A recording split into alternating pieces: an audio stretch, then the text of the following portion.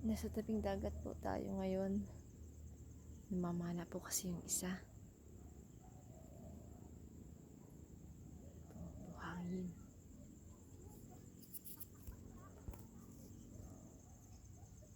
Yun po, yung nasa laot. Yan po ay barko. Gabing-gabi na pero naandito ako sa tabing dagat. Yan po ang buwan.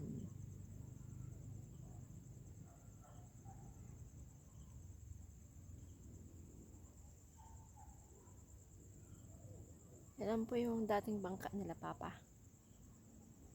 Ayan po yung nasa laot. Yun po ilaw na nakikita nyo po sa dulo.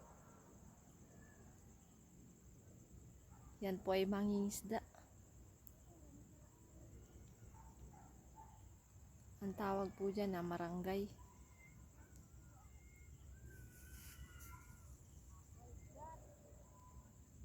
Ngayon po yung asawa ko sa dulo yung nagwa-flashlight po. Sa kanan. Dalawa man po ang nagwa-flashlight dyan. Tapos yun naman po yung ibang mamamana. May mga flashlight din po silang dala.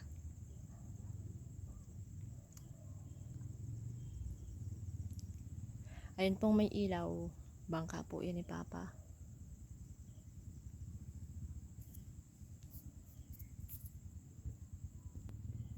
Yan po. Patayin ko na po muna kayo at ako po ay uuwi na sa bahay. Masyado na pong gabi dito sa labas. Ayan po siya. May flashlight. May po sila dun sa dulo.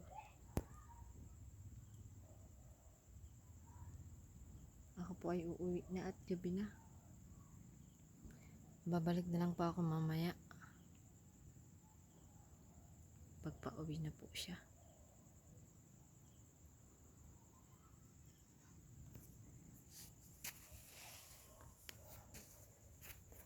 Uwi na tayo.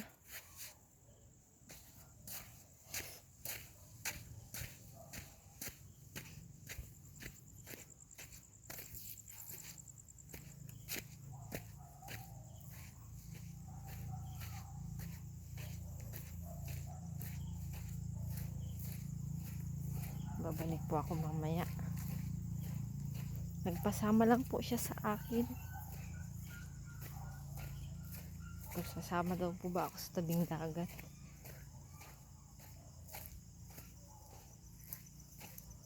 Sumama na lang din po ako para hindi naman po ako boring. Wala kasi kaming ilaw din sa bahay. Meron man po flashlight. Okay na rin yun. Maliwanag din naman po. Isa-save ko na lang po yung battery ng cellphone ko para mamaya may pangluto. May gagamitin ako sa pagluluto.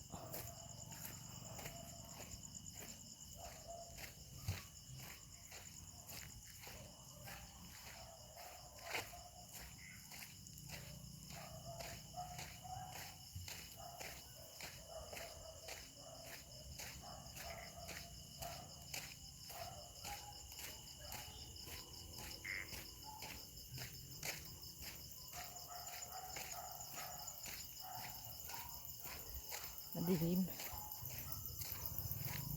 ng kaunti kasi may buwan naman. Patayin ko na po kaya at may mga tugtog po dito.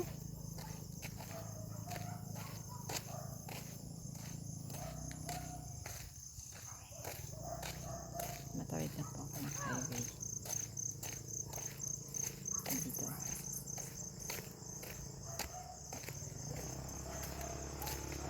Sabi daw ako patayin pero hindi mapatay-patay.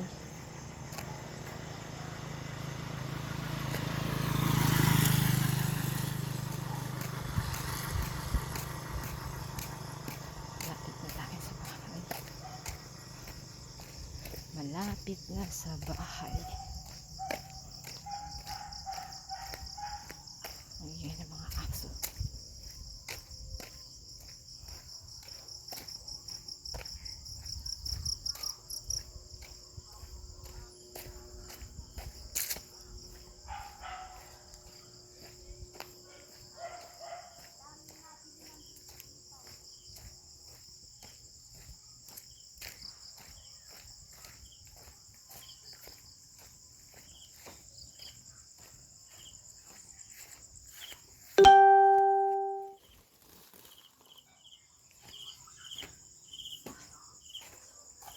Dito na po ako sa bahay.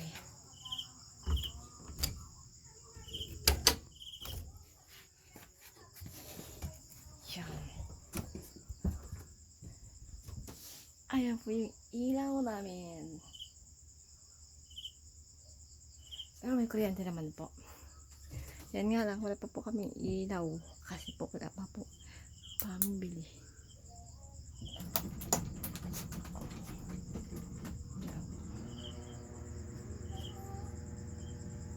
Ito pa yung naka-extension. Pala may sinaing na rin po.